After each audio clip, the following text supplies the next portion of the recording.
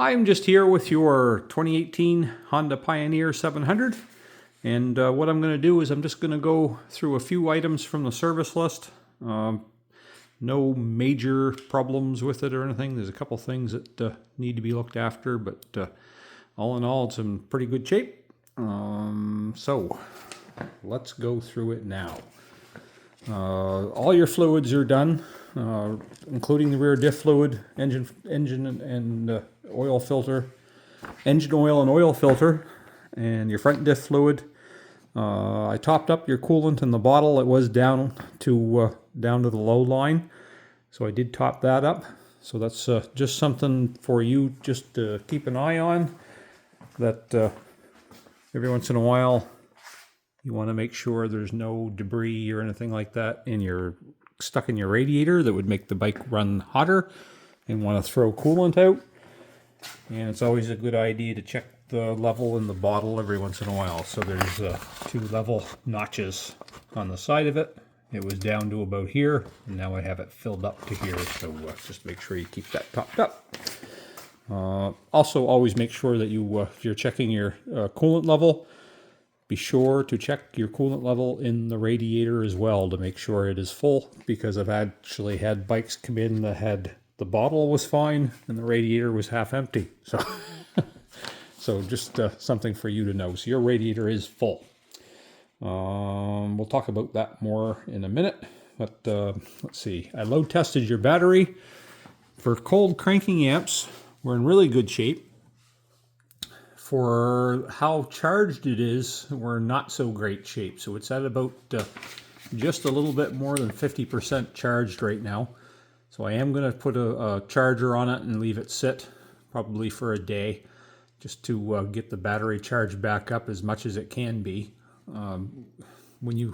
I find that when you let batteries get down on charge like that, when you do charge them up, they never seem to quite charge up the whole way. So I feel it damages them a bit.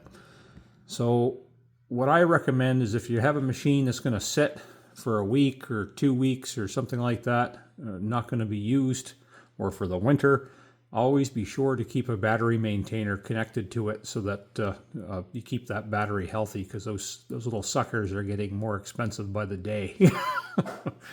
I also want to mention, that's why I'm kind of pointing the camera at it, is that you see all these accessory wires that are hooked to those battery posts.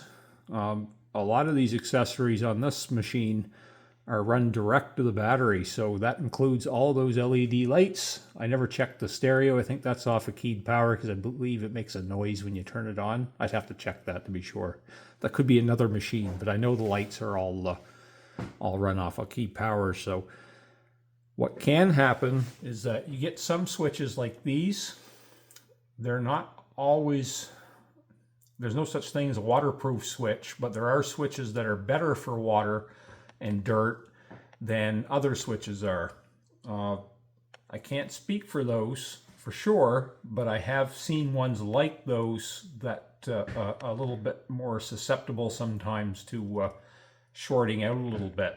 And what'll happen is the switch will short out just a little tiny bit, and it'll only suck a little bit of juice, and it won't be enough to really turn anything on, but it will be enough to suck power out of your battery. So that can easily happen. The other part is the battery will just normally lose charge over time. Any AGM battery will. But for sure, if you hook a whole bunch of accessories up direct to the battery, direct to battery power and not through keyed power via a relay, you are going to be more chances of destroying your battery over time. So I just want you to be aware of that so that you keep it charged up. Let's see. Next thing I wanted to mention, upper ball joints, both sides. The last time this machine was here, it had some play in the upper ball joints.